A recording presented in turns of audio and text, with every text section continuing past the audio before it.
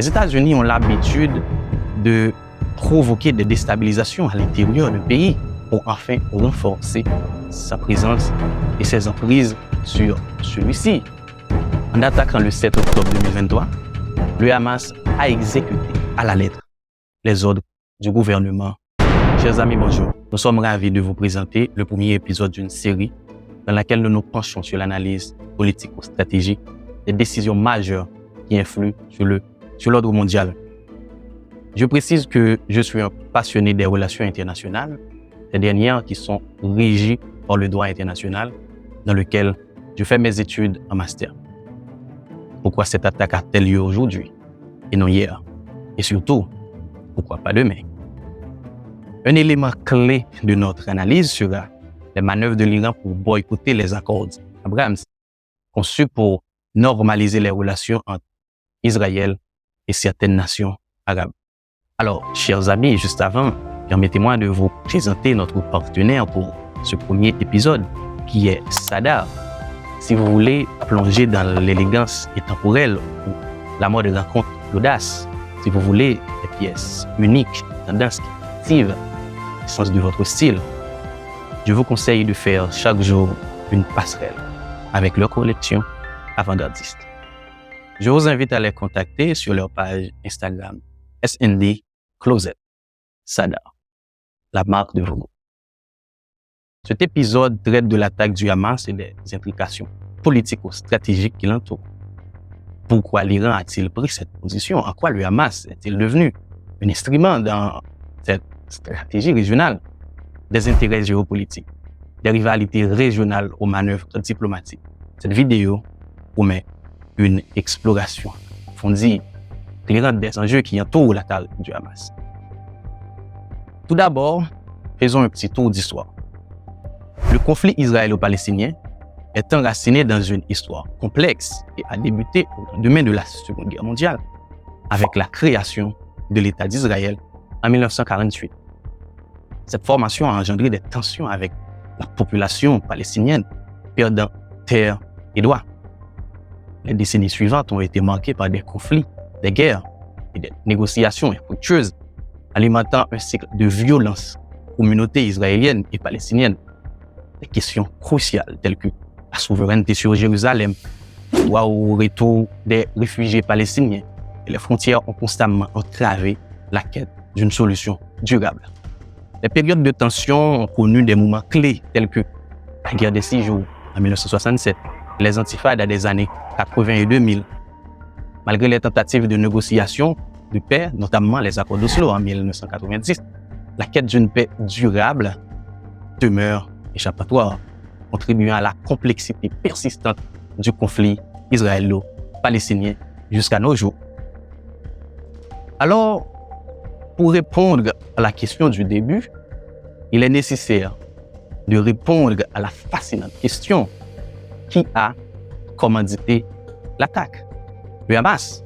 Non, désigné comme organisation terroriste par les Occidentaux et retranché dans des trous depuis des décennies. Ils n'ont ni les moyens, ni la capacité de la faire. Alors, lorsqu'on s'interroge sur une affaire, il est du principe de se poser la question: à qui profite le crime?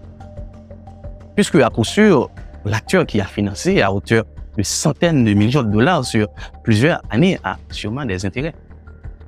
De ce fait, la première sur notre liste, c'est les États-Unis. C'est un bon candidat qui déjà est un grand habitué dans des opérations de ce type. Les États-Unis ont l'habitude de provoquer des déstabilisations à l'intérieur du pays pour enfin renforcer sa présence et ses emprises sur celui-ci. Mais rapidement, assurez-vous, cette supposition ne tient pas la route, puisque cette attaque profite en aucunement aux États-Unis ou à ses intérêts, mais au contraire, l'affaiblit, vu qu'ils n'ont été pas capables de la prévenir. La deuxième sur notre liste, l'Arabie Saoudite. Ce candidat, semble-t-il, aurait plus d'intérêt que le premier. Ils sont historiquement opposés à la création de l'État d'Israël. Ils se disputent le leadership du monde musulman avec la Turquie et l'Iran. et veut surtout étendre son influence dans toute la région. Cependant, ce ne sera jamais la meilleure façon de parvenir à de tels objectifs. De plus, avec Mohammed Ben Salman, le royaume saoudien a changé de politique extérieure il y a longtemps, et sans oublier que la sécurité de ce régime est aux mains des Américains, grands protecteurs d'Israël. En plus, que l'Arabie saoudite était en plein processus de normalisation avec Israël. Ce deuxième candidat ne passe pas. Le troisième sur notre liste, la Turquie. Celle-ci réunit tous les critères, et surtout avec Erdogan qui ne manque jamais une occasion pour se mettre devant de la scène. La Turquie déteste Israël et lui aussi veut être le leader du monde musulman. Cependant, son appartenance à l'OTAN le dissuade de toute attitude dont les conséquences sont imprévisibles. M. Erdogan est un dictateur, mais il a des limites. Déjà, il a assez de dissensions avec les Occidentaux concernant les Kurdes à la frontière syrienne. De plus, lancer une attaque de cette ampleur qui pourrait basculer le monde dans une guerre totale, juste pour s'ériger en tant que leader du monde musulman, semble largement démesuré. Maintenant, nous arrivons avec le dernier sur notre liste.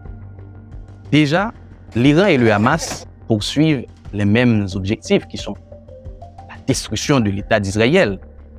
Il fallait entendre le discours du guide suprême iranien, l'ayatollah Ali Khamenei, qui déclara « Nous baisons la main de ceux qui ont planifié l'attaque ». Il a du même coup qualifié l'attaque tremblement de terre dévastateur pour Israël. Ce candidat a tous les éléments qui sont en sa faveur. Et nous citons quelques-uns. L'Iran est le premier soutien financier, militaire, politique du Hamas. Cela veut dire que le Hamas n'est qu'un instrument aux mains de l'Iran, au même titre que le Hezbollah et les Houthis, afin de poursuivre ses objectifs sans besoin de s'impliquer directement. Mais ces raisons s'avéraient insuffisantes. Le régime iranien est bien radical, mais pas suicidaire. Aucun dirigeant d'une nation si importante n'allait prendre un si grand risque pour des raisons si banales. Cependant, nous nous rappelons en 2020 que se sont produits deux grands événements. Le premier, les États-Unis ont exécuté le général Qasem Soleimani, l'un des dirigeants les plus influents en Iran, qui était même pressenti comme le prochain premier ministre iranien. Le deuxième, les Israéliens ont assassiné sur le sol iranien le responsable du nucléaire iranien, Mohsen Fakhrizadeh. Ces deux événements constituent deux insultes que l'Iran ne pouvait en aucun cas supporter et cherchait à se venger.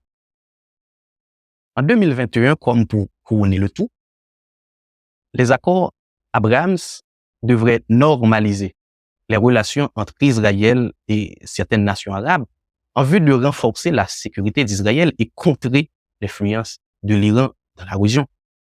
En conséquence, le Maroc, les Émirats, l'Égypte, le Bahreïn ont tous reconnu l'État d'Israël. En attaquant le 7 octobre 2023, le Hamas a exécuté à la lettre les ordres du gouvernement iranien. L'attaque du 7 octobre est soit un coup de génie ou soit une pure coïncidence. De toute manière, cette attaque est du pain béni pour l'Iran, qui s'est non seulement vengé d'Israël et des États-Unis, mais a saboté les accords Abrahams.